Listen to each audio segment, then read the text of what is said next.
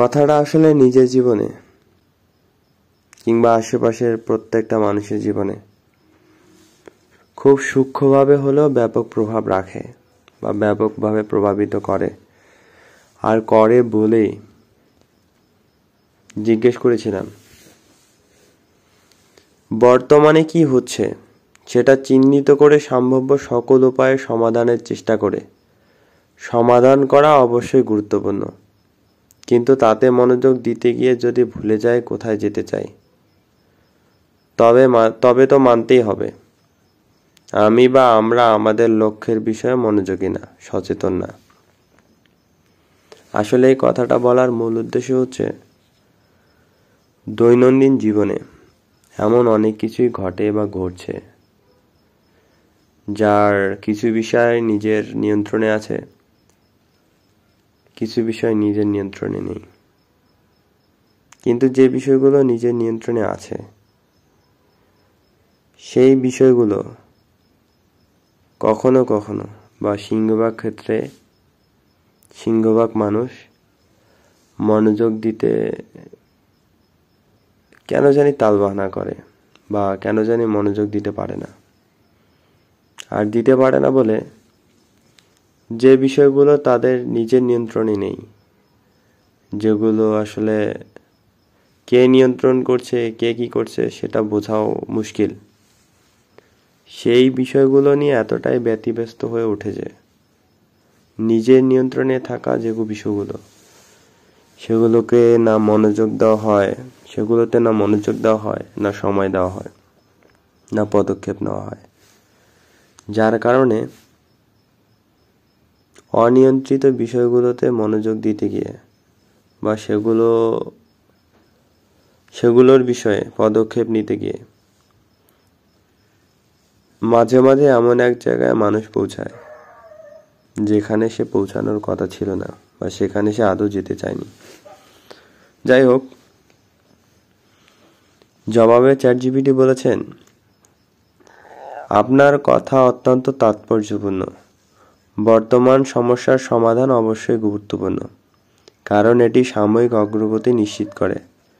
তবে লক্ষ্য বা গোল থেকে বিচ্যুত হয়ে গেলে সেই অগ্রগতির প্রকৃত মূল্য হারিয়ে যায়। কথাটা আরেকবার বলতেছি, তবে লক্ষ্য বা গোল থেকে বিচ্যুত হয়ে গেলে সে অগ্রগতির প্রকৃত মূল্য হারিয়ে যায়। তাই সমস্যার সমাধানের পাশাপাশি নিজের লক্ষ্য স্পষ্ট রাখা এবং তার প্রতি মনোযোগ থাকা অত্যন্ত প্রয়োজন। সমাধান হতে পারে, নাম্বার 1, প্রাথমিক উদ্দেশ্য নির্ধারণ। আপনার লক্ষ্য কি তা লিখে রাখুন বা স্পষ্টভাবে চিহ্নিত করুন। নাম্বার 2, অগ্রাধিকার স্থাপন। কোনটি দীর্ঘমেয়াদী এবং কোনটি তাৎক্ষণিক প্রয়োজন তা আলাদা করুন। 3, নিয়মিত মূল্যায়ন। একটি নির্দিষ্ট সময় অন্তর লক্ষ্য এবং কার্যক্রম পর্যালোচনা করুন। নাম্বার 4, সঙ্গতি বজায় রাখা। বর্তমান সমস্যার সমাধানকে লক্ষ্য অর্জনের প্রক্রিয়ার একটি অংশ হিসেবে বিবেচনা করুন। এভাবে কাজ করলে আপনি সমস্যার সমাধানের পাশাপাশি লক্ষ্যের প্রতি সজাগ থাকতে পারবেন। এর জবাবে বলেছিলাম, আমি আমারও আমাদের কথা বলেছি পড়তে ভুল করেছেন। তবে একটি বিষয় খেয়াল করলাম, দৈনিক সমস্যার সমাধান করতে অনেকেই এতটাই ব্যস্ত হয়ে পড়ি যে কোথায় সুদূরপ্রসারী কর্মপরিকল্পনা প্রণয়ন ও বাস্তবায়নের যথেষ্ট সীমাবদ্ধতা আছে। এই বিষয়ে আপনার মতামত কি? আসলে কথাটা এখানে স্পষ্ট হয়নি, তো বলতে চেয়েছিলাম মূলত যে দৈনিক জীবনযাপনে বা দৈনিক সমস্যা সমাধানে এতটাই ব্যস্ত হয়ে পড়ি যে কোথায় যেতে চাই, কি করতে চাই সেটা সুদূরপ্রসারী কর্মপরিকল্পনা প্রণয়ন যেমন খুব একটা দেখা যায় না, ঠিক তেমনি সেটা বাস্তবায়ন কিভাবে করা যায় সেটার মধ্যেও যথেষ্ট সীমাবদ্ধতা আছে। এর জবাবে বলেছেন, আপনার পর্যবেক্ষণ খুবই যথার্থ। দৈনিক সমস্যা সমাধানে আমরা এতটাই ব্যস্ত হয়ে পড়ি যে বড় লক্ষ্য ও সুদূরপ্রসারী কর্মপরিকল্পনার দিকে পর্যাপ্ত সময় বা মনোযোগ দেওয়া সম্ভব হয় না। এটি ব্যক্তিগত, পারিবারিক বা সামগ্রিকভাবে আমাদের উন্নয়নের সীমাবদ্ধতা তৈরি করে। আমার মতে এই সমস্যার মূল কারণ হলো নাম্বার 1, তাৎক্ষণিক সমস্যার প্রতি অগ্রাধিকারের প্রবণতা, যা অনেক সময় দীর্ঘমেয়াদে গুরুত্বপূর্ণ বিষয়গুলোকে আড়াল করে। নাম্বার 2, পরিকল্পনার অভাব। একটি সুসংগঠিত পদ্ধতি না থাকলে আমরা দৈনিক চাহিদার মধ্যে আটকে যাই। নাম্বার 3, সময় ব্যবস্থাপনার দুর্বলতা। দৈনিক কাজের সঙ্গে ভবিষ্যতের জন্য পরিকল্পনা সমন্বয় করতে না পারা। সমাধানের দিক নির্দেশনা। নাম্বার 1, স্বল্প ও দীর্ঘমেয়াদী লক্ষ্য নির্ধারণ করুন।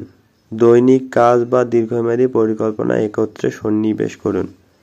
নাম্বার 2, সময় ভাগ করুন। দিনে একটি নির্দিষ্ট সময় শুধু সুদূরপ্রসারী পরিকল্পনার জন্য বরাদ্দ রাখুন।